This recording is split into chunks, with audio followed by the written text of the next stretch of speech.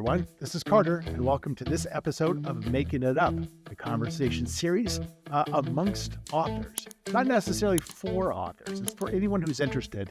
I think I get a lot of aspiring writers who listen to the show, and they get to hear all the advice, all the ups and downs of writers' lives.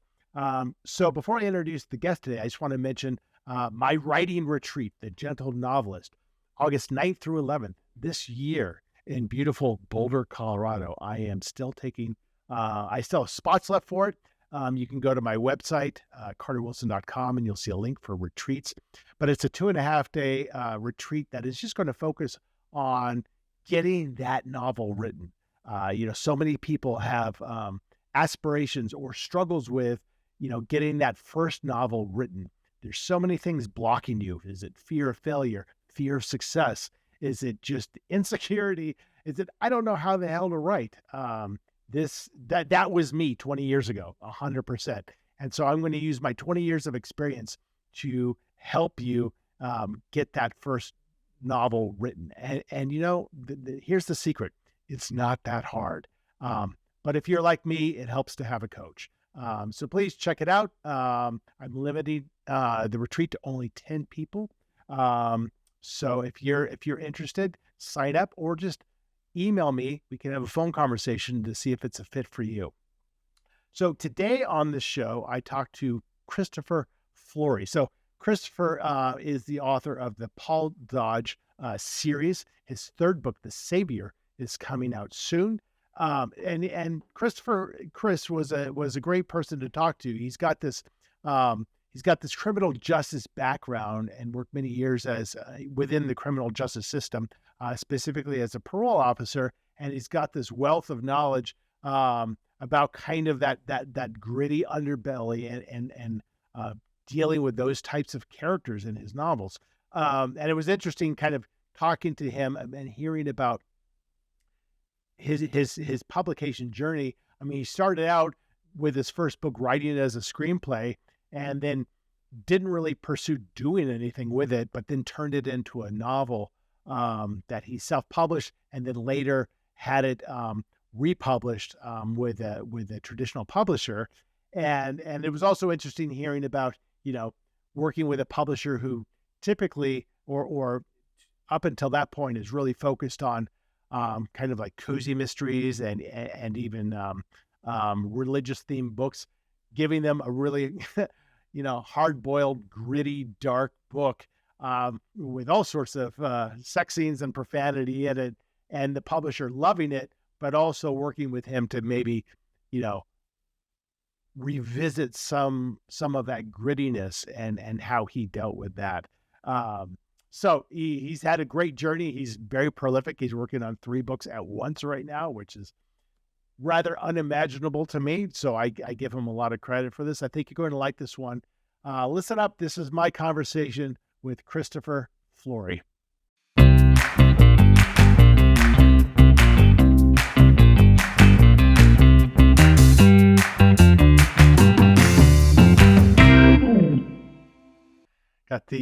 Got all the liquor behind you. Yeah, that's sort of you must be a writer. Right? You gotta have something.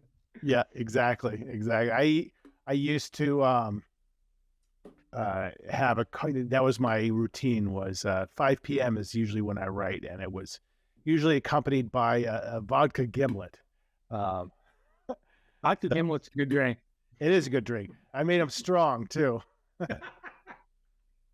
How are you? I'm good. How about you? Good, thanks. So where are you located? I'm in Fairfax, Virginia, just outside of DC. Okay. How long have you been there for? We moved here from Indiana in 2015. Oh, what was the reason for the move? We were both in late bloomers to grad school, and we got some free money to go to grad school here at Purdue back in Indiana, and we got done, and this is where the jobs are, and this is where the money went. Where we came. Well, free money to go to grad school is not a bad thing. It was awesome. I've got a kid in college and another kid who's going to be in college in the fall. So you start to kind of reframe your mind about, is this all a big scam? Right. It's pretty ridiculous. I'm going to look at right now. You're not coming through my earbuds. You're coming through the speakers on my computer. And is that causing you feedback? No, I don't hear any feedback. So Okay, then I'll just leave it alone then. you're good that way. So where did you grow up? So you didn't grow up in Indiana then? No, we did. Yeah, I actually did grow up in Indiana. I was there for most of my life, but at some point, when I just decided that I wanted to live other places, after I got my bachelor's degree in criminal justice, I started working in probation and parole. And the one thing about that field is you can always find a job. Yeah. So I would literally work in a place for a couple of years, pack my car, get a job, go somewhere else. So I worked in Florida, Arizona, Indiana. I was in Kentucky for a while. This is my third time out here, actually. So okay. And I just moved around. Once I got married, things had to settle down a little bit. But So that's actually interesting. That's my daughter's major. She's getting a double degree in criminal justice and psychology at Michigan State. okay. So what was your, so up until that point, you're growing up in Indiana, whatever, no aspirations to be a writer, to write, to do anything along those lines at all? I always wrote. I just wrote for me. I never finished anything. I just started a bunch of stuff, and it was just something that I did to kill time sometimes when I got off of work or I was sitting around at night. And I think that it wasn't till we came out here after I got married and my wife and I came out here that I was just sitting around one day and I was like, I think I want to write a screenplay. Huh. So my first book actually started as a screenplay. So was that because you had an idea in mind, or you're just like, I want to write a screenplay? No, I think I just had an idea in mind, and I was doing a bunch of training for work when I worked for the Department of Corrections out here, and I had to go to the training center every day. It was about a 2.5, 3-hour drive one way every day. Jesus. And so I would just, I didn't want to stay down there because their facilities are terrible. So I would just drive every day. And what I did is I just have my phone on and I would just speak the ideas I had in my brain on the whole way down and the whole way back. And I did that for like 6 weeks. And then when I got back, I had enough that I was able to then create the dialogue for the screenplay. And then that sat for a couple of years. And then my wife had to travel for work and I was bored. And I'm like, well, why don't I just write a book? I've got the dialogue. Right. So got to fill the gap. So let's back up for a second. So Sure. Like a psychopath, you're just talking out loud to yourself in the car for 5 hours. Are you recording this or you're just like, I'm recording it. Yeah. Your voice memoing the whole thing. Okay. Yeah, it works. And but that's interesting. I haven't heard of that. I mean, I do know somebody who wrote a book by writing all the dialogue first and then going in and filling in all, which I had never heard that before either. And I thought that was a pretty interesting way of doing it. Cause everybody's different how they approach kind of writing a novel. So you wrote the screenplay and you said it sat for a couple of years, but were you actively trying to do something with it? No, not really. I just did it. Like I said, I just did it and just left it there. I mean, I registered it with the screenplay people. And so it's technically registered until this year anyway. And then, I just let it sit there and didn't think about it again. Once training was over, I started working and that pretty much consumed my time. So, So what do you think if you had to kind of psychoanalyze yourself a little bit, because that's pretty rare too, that somebody makes a fairly significant effort to create something and then just lets it sit there. What do you like? Do you think, but when I have found those people, when that happens, it's usually there's like a fear of rejection, fear of failure, fear of success sometimes, and for me, like I started writing without any experience doing so. And I know I lived in a well of self-doubt, for a long time. And it's extremely hard to share. To this day, it's hard to share because you're very vulnerable. But I'm wondering if there was some of that maybe attached to it. Yeah, I would say that's probably a true statement. I think that it was twofold. One, the job I had, I supervised sex offenders on probation and parole, so it did take up a lot of my time. And I would get, I would have to go out at nights. And my phone would ring all the time, and I had to answer it because of the type of offenders they were, and we had to deal with things. But yeah, I think that the fear was there, but I don't know if it was a rejection. I think it was more that the main character, Paul Dodge, had a lot of traits that I myself have. Uh-huh.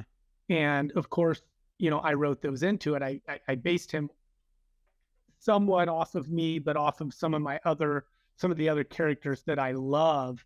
Harry Bosch, Jack Reacher, Jesse Stone, Lucas Davenport. These kind of characters are the people that I read. And I kind of, took a lot of things from everybody. And, I like the way that those authors wrote those books. And then I took some of the traits from me, and stuck it in there. And I think that the vulnerability for me would be that I was a pretty closed up person. I don't let people in. And if they read that, then maybe they would see into me through him. For sure. Yeah. If that makes sense. Oh, it makes total sense. I mean, I'd say probably for my first 3 books didn't sell, but then the first 2 after that was all kind of, male protagonists. And I got to a point where I didn't like people who I knew saying, "Oh my God, I totally saw you in this character." And I don't know if it was because I didn't want to open myself up, but it was just, I didn't want to be almost predictable in a way. I didn't want to be like, "Oh, you only know how to write about what you know." And so I totally shifted to start writing from a female perspective. And it completely changed my writing. And I loved it because all of a sudden I was kind of removed. Yeah. And it let me explore much more deeply. But I kind of know what you're saying. And there is kind of like, but there's also that transition point where all of a sudden, this was several books in for me, you don't give a shit anymore about what people, and there's something so beautiful about that. It's like, you write just the most vulnerable, maybe extremely personal stuff. You're writing sex scenes that your mom is reading. At some point, you're just like, I don't give a shit. This is how I write, and this is who I am. And that's a very freeing thing. Yeah, I think it was probably partially through the second one, but definitely in the one that's being released in June, the third one, that I kind of hit that mark. And I don't do that job anymore, and that helps as well. So I'm kind of removed from that aspect of it. But yeah, I think I did hit that, and there is a freeing aspect to it. Something that just says, hey, if you think you can link me to this character, then I guess I did a good job. Right. Well, and a real person. Totally. And it's kind of interesting because making that change from writing a screenplay, now I'm going to turn this into a novel. Mm-hmm. You have to flesh out all those things that are highly personal, right? Yeah. So you made it even, I'm sure it's much more personal as a book than it was as a screenplay, as dialogue. Yeah, absolutely. You started filling in, scenes from places, like if I had a scene that took place in a bar, obviously, I didn't just make up this bar off the top of my head. It's a place that I've been, a place in my past. Right. So yeah, definitely, there are things in there that link me to just about every state that I've lived in. Women that I've dated, everything's in it, really. If you want to take the time to break it down, if you know me well enough, you'll probably see it. Right. Yeah, it's funny because I kind of, for myself, I kind of felt like not only did I not want to sound like myself, I tend to like write things that I don't know anything about, as opposed to write what you know, because I like to be not predictable in a way. Right. So I write about locations that either I make up or I've never been to before. But you're coming out at this, both the screenplay and your first novel, without really any background in writing, with the exception of what you were doing kind of Right. while you were younger, kind of for yourself. Yeah. And what was that learning curve like? How did you know how to do any of it? Yeah. So that's a very good question, because I got this screenplay out and I started adding all this, all these scenes and all this stuff. And I'm writing in these sex scenes. I'm doing all this stuff. And I get done, and this thing is like 110,000 words. I mean, it's big for me. Mine are typically now like between 70 and 90, somewhere in there. Right. And That's kind of the sweet spot for thriller, mystery. yeah, that's what I thought. But the first one was just this huge long thing, right? And I didn't have a publisher, so I paid an editor to edit it. Right. And I got it back, and I was like, God, I am just a pile of shit. I am this. And she was very good, and she was like, no, I love the story. I love what you're doing. I like your writing, but you just need to go through and thin this out. There's a bunch of stuff in here you don't need. Right. And which makes, 110,000 is like fantasy kind of length. Exactly. And of course, I'd never done it, so I had no idea. Like I said, I'm just writing, Right. So I get it done. We get it trimmed down. It's about 74,000 when we're done. Oh, wow. So that's Yeah, a dramatic. significant change. Yeah, I took a quarter of a book out. Wow. And I decided at that point just to self-publish it on Amazon and Barnes and Noble Press. So let's talk about that for a second. Because I want to dig into that, because I always find that interesting as well, because every writer has, if you finish a book, you're going to reach this point where you have to make a decision. Yeah. And for me, since I didn't know what I was doing, I had so much self-doubt that I didn't want to self-publish, because I needed some independent third party to tell me I was good enough to take a risk on. So for me, that was getting an agent, for example. Mm-hmm.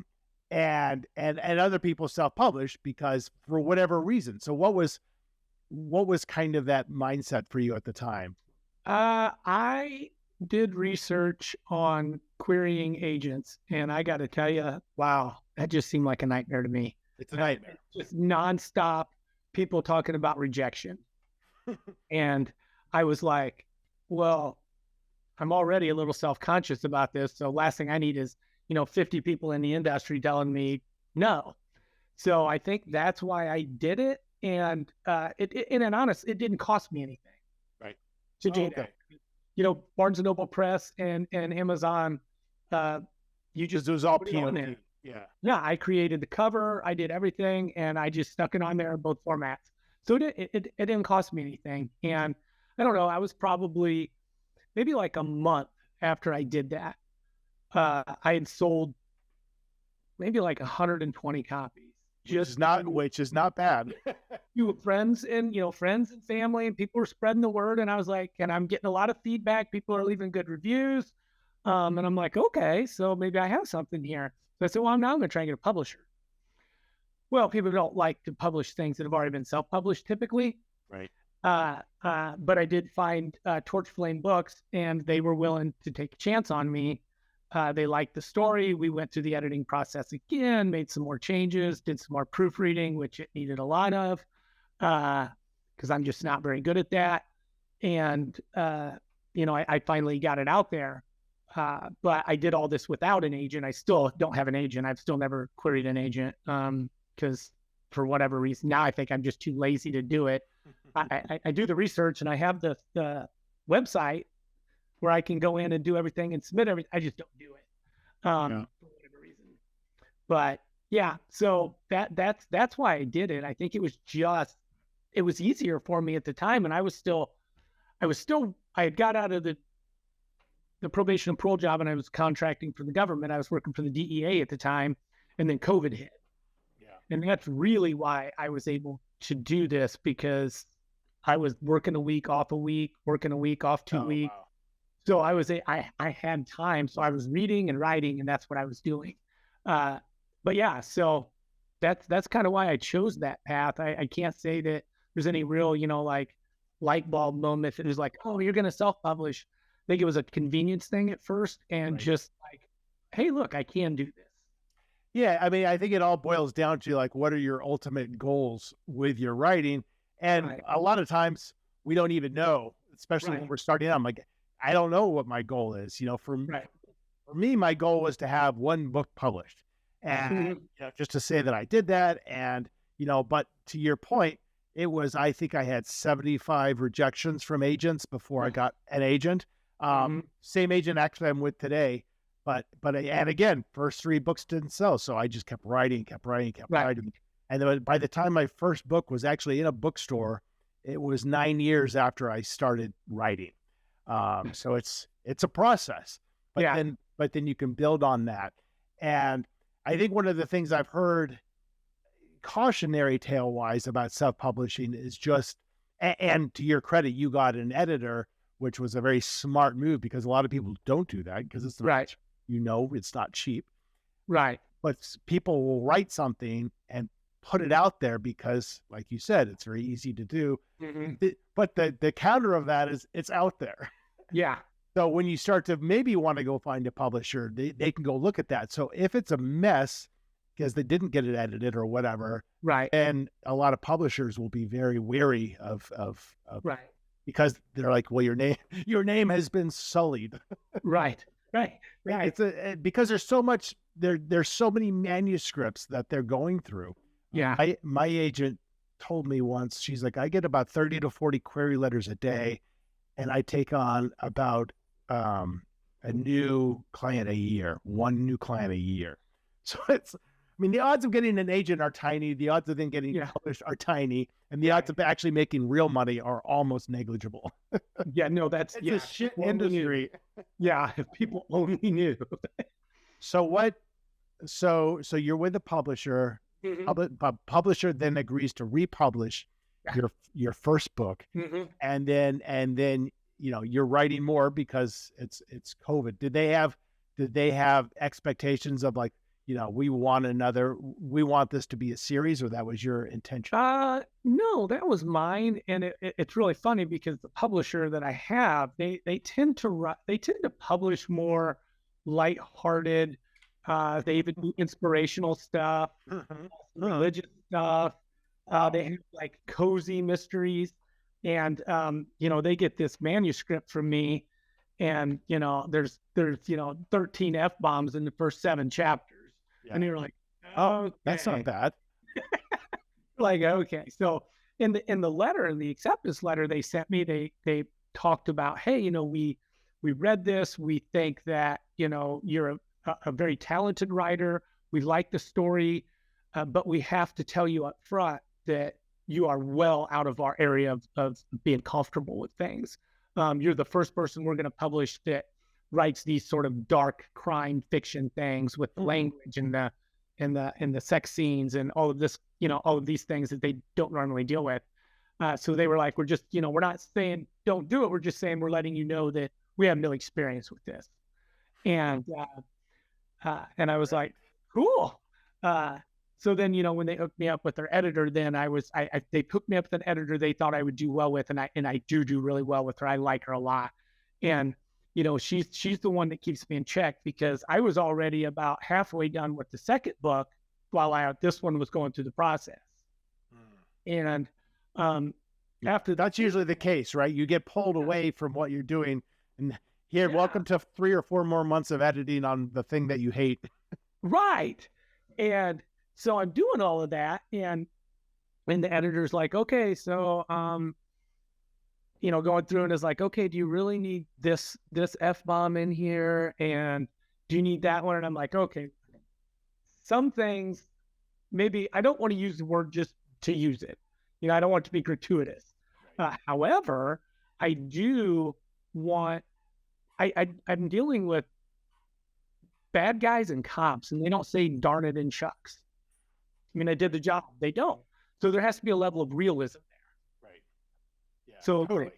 yeah, so I was like, okay, I'll get rid of this one, but I'm keeping this one, and I'll get rid of this one, but I'm keeping this one. And finally, we came to an agreement on what it was. And actually, the publisher, the lady who owns the company, her husband loved my books. They read them.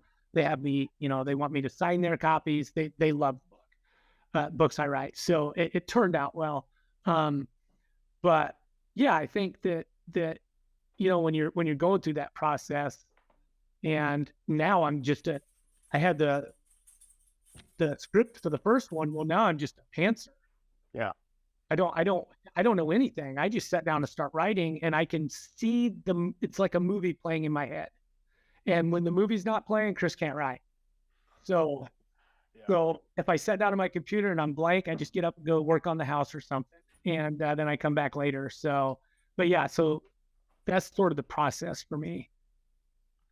Oh, hang on for 2 seconds. Yeah, no problem.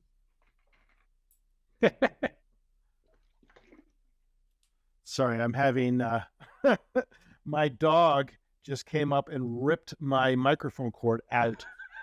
He wants attention. I have a 7-month-old golden retriever puppy.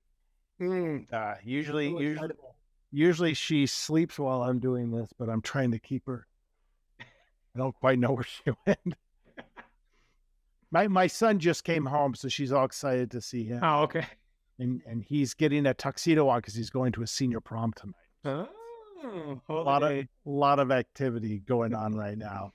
So you're a publisher so with the second book, you work through all that, and they like the fact that it's series, and then you have a third one coming out. Is that right? Yeah. The third one is The Savior, and it's right up there, and it is coming out in June. I think June 26th. And these are a series, but they're standalone, so you don't have to read them in order. But it's like any series, the Jack Reacher, Harry Bosch. If you read them in order, you're going to get more out of it, but you don't. So yeah, so that one's coming out, and the first one was,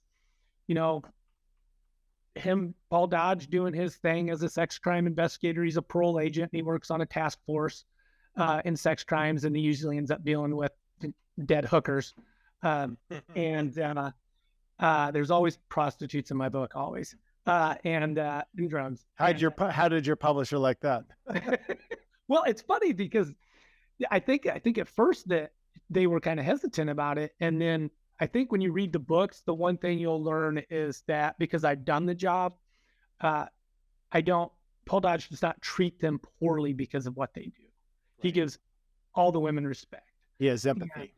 Right, because he's seen it. He knows how they got there, what happened to them to get to that place in life. Now the flip side of that is Dodge also has a thing for hookers himself. So that's kind of the thing. The double-edged sword. Yes, easy women tend to be his thing, and booze. So, but even then, he treats them with respect. But in a way, it's kind of disrespectful because he's using them in their positions. But that's a commitment issue that he deals with, and I'm not going to say whether that relates back to me or not.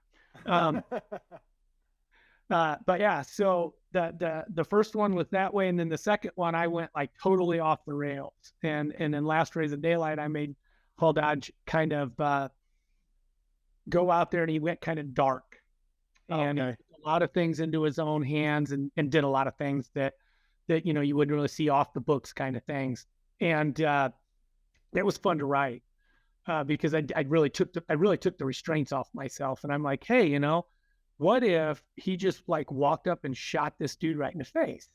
How would that play out? Are people going to hate my character now? And turns out everybody actually kind of likes it for some reason, because everybody likes dark people for some reason. Yeah, dark characters.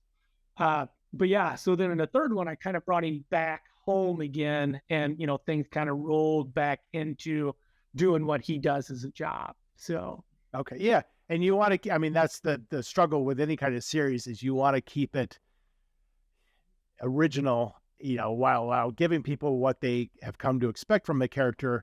You don't want to cookie cutter each book where they're just like, oh, this is like, the Savior is just like the last book that he wrote. Right. So having your main character all of a sudden do something that's challenging to themselves and morally very dubious. Right.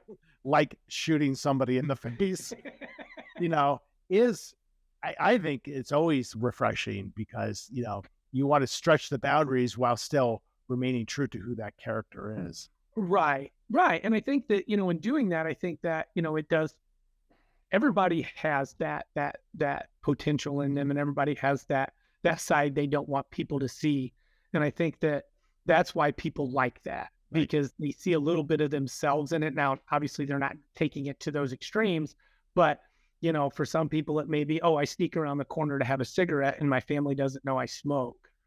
That's the little dark side. Right. Everyone wants the characters to be gray. And right. So I kind of made that leap. And then, like I said, in the third one, I kind of brought him back home. But the one thing that I always try to do is I try to make a villain that really stands out in the book. Yeah. I really want the bad guy to be bad. Yeah. And I want people to not like him. And I managed to do that because, again, I did the job for a long time, and I kind of took a lot of things in the people. So really what I did was I took all the people that I supervised that I absolutely just couldn't stand. And when I went to work, I was like, oh my God, I got to see this person again. I don't want to talk to this person. Or, I got to go out and arrest this guy today and take him back to jail. And because he did this bad thing. And I took all of those bad traits and I piled them into one person. Nice. Hey, so I'm gonna pause just for a minute so I can hug my son and tell him I will be right back. Thank you for indulging me. No problem. So I feel like, when your kid is 17, you never see them. And so I literally haven't seen him for more than 10 minutes in days. So he's there. I'm like, let me just say, be safe at prom. Exciting stuff going on here. But it was interesting what you're talking about the villain, and it was making me think. So after my first 3 books, and none of them sold, but you have all these beautiful rejection letters from these high-profile editors telling you what they didn't like about the book. And a lot of the things that I would run into was people saying my heroes were too weak. So I remember the book that finally sold, I focused on just kind of making him a strong hero, but my interest was the villain. I am going to make such a freaky villain. And that was the book that sold. People really love that. And especially when you have the kind of background you have, where you're like, no, this shit is real. Maybe it's a bunch of people into one person, but it's a bunch of real people who really are like this. Yes. I think that certainly helps your credibility, and it helps your marketing and publicity team when they're pushing your books to say Chris has this kind of background, and that's what gives him credibility to do this. So I'm sure they're appreciative of that fact. I hope so. But it's true though, because when I get pitched guests, the PR teams usually lead with, if they're kind of writing, if the author's writing from a place of experience, they always lead with that. Yeah. So because it is meaningful. I would much rather read a book like yours than somebody who has zero clue, but they're just interested in writing that subject matter. Right. Yeah, I think that, so obviously, when I write these books, these are things that this whole world that I've seen that I'm peppering into these books. And it is funny because I do that, and I stick it in there, and then it's tough because I don't know if it's just that I'm, I worry about I don't want to definitely call someone out at some point, or, somebody read my book, be like, oh God, that's freaking Billy Bob. Remember Billy Bob? Jeez, that guy was insane. But I do take those stories, and the reason I do it is for exactly the reason you said. Now, unfortunately, I have to elaborate, and I have to add all this extra stuff in, because what we really did was sit on our ass for 8 hours a day, staring at the computer and typing. Right. Nobody really wants to read that. No, that's a horrible story. And so, yeah, so so you throw all that stuff in. So I took like that, they always said that law enforcement is like 99% boredom and 1% adrenaline. So I take 1% from 10 years and I write these books. Right. Although you still have to make sure, the reader can breathe. Yeah, you don't want to just they just have them shake because they're like, oh my God, I just can't, it's too much. Right. This person's job is terrible. Why would they keep doing it? That's not believable. You'd quit. I hope the benefits are good. So then, with the third book on the way, what are, and however long it's been that you've been writing, have you kind of developed like an idea, like this is my objective long-term as a writer, or is it just like, yeah, this is entertaining me and I'll keep doing it for as long as it entertains me? I mean, obviously, I have, dreams of grandeur like everyone that starts writing, oh, wow, I'm going to get rich off this book and it's going to be awesome. I can go live in the Caribbean and drink Mai Tais from a hammock every day, and then write in my spare time. Obviously, that's not happening. I still have a job and I still have a house payment and everything else. But I don't know if I really have a goal. I think I'll write as long as I have stories to tell. Yeah. And so I've got the third one. I'm finishing up the fourth one. I've also finished the first draft of a spinoff from one of the other characters, Detective Rehnquist, that's in the book. In the first book, I've started a series on him that I don't know if will be like a full series or if every now and then I'll just throw a book out there with him just for something. Because I don't know if Dodge is going to be in that spot, in that place again. Things change and I move him on, and I don't know if that'll stay the same. But I actually did finish that one, and then I'm writing I'm about 30,000 words into just a mystery suspense book that I'm actually writing in first person, which I said I would never do. Oh, why? I never enjoyed reading first person books. Yeah. But I started reading some and I'm enjoying it now more. So I thought, hey, I'll give this a try. It's actually easier to write. Yeah, I agree.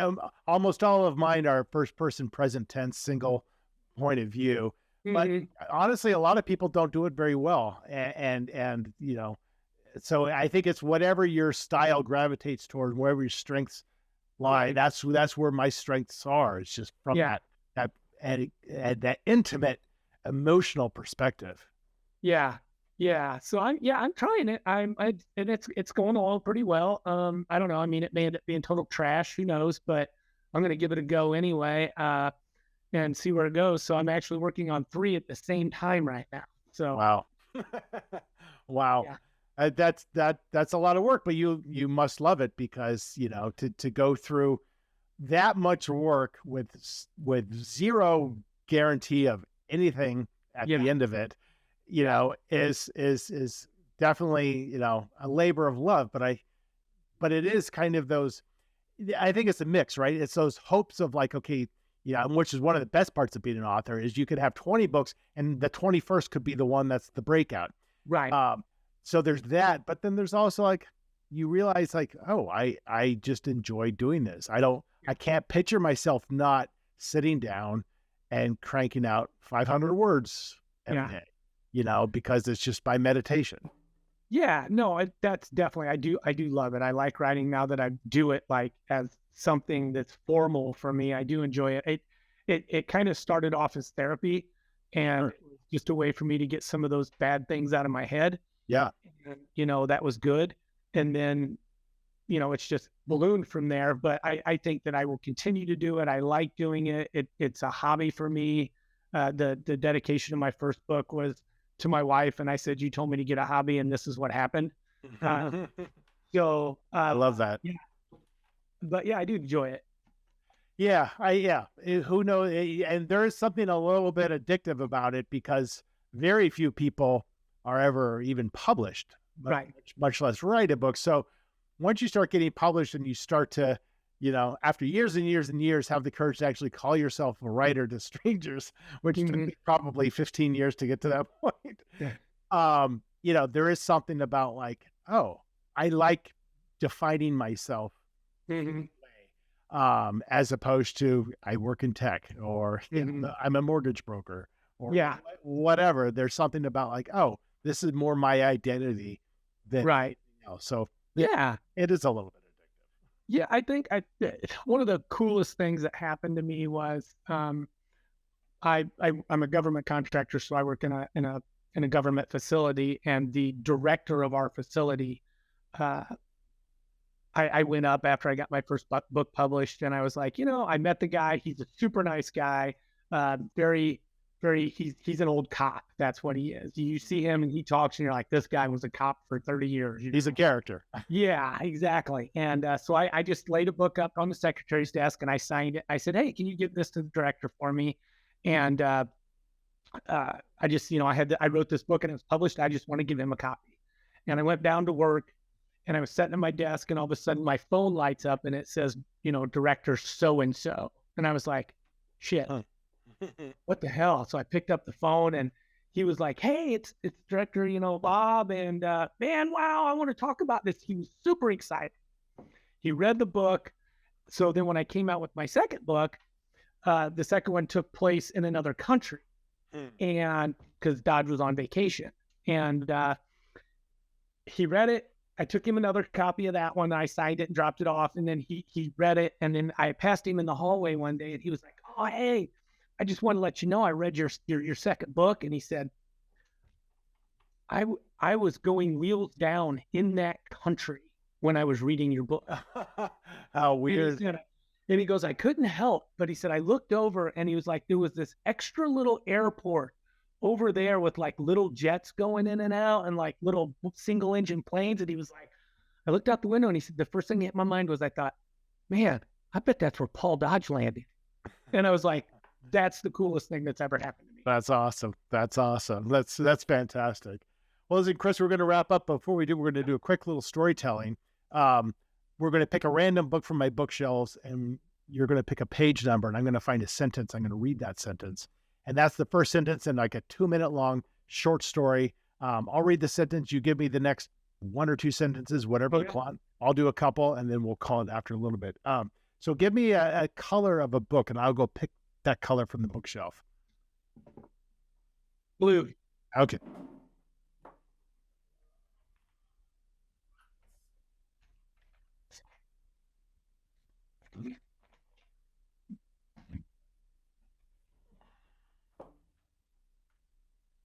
I grabbed Stephen King's Insomnia. Which is a huge book. So give me a page between 1 and 700.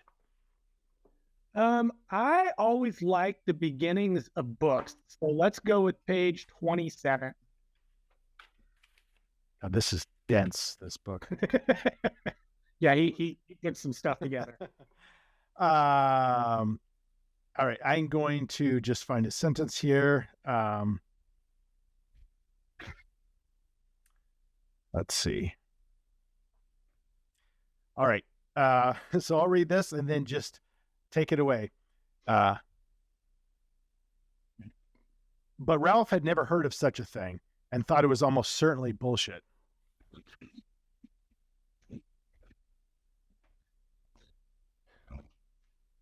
Okay. As he stepped out onto his front porch and stared down the road, he had to raise his hand above his eyes to shield from the blinding sun. He saw the car, and it was the only car on the street that had someone sitting behind the driver's seat. He'd been told to be careful and to watch out if that car appeared in front of his house. But like everything else, he tended to just disregard such things. Still, he was curious. So he took a few tentative steps out on his front porch and then onto the sidewalk where he stopped and stared and tried to get a better look.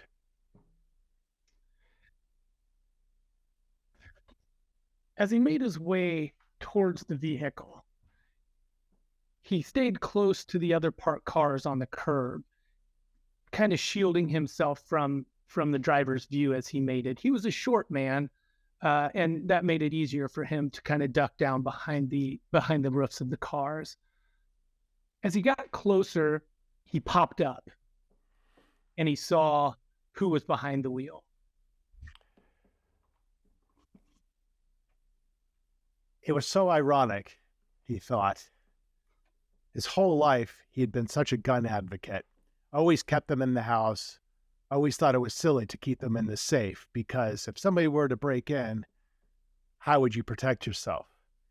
And yet here he was, unarmed, at the moment he just realized he would need it more than any other time.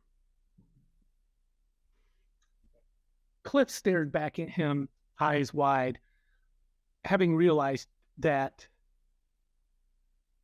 he was face to face with the man that he was supposed to kill.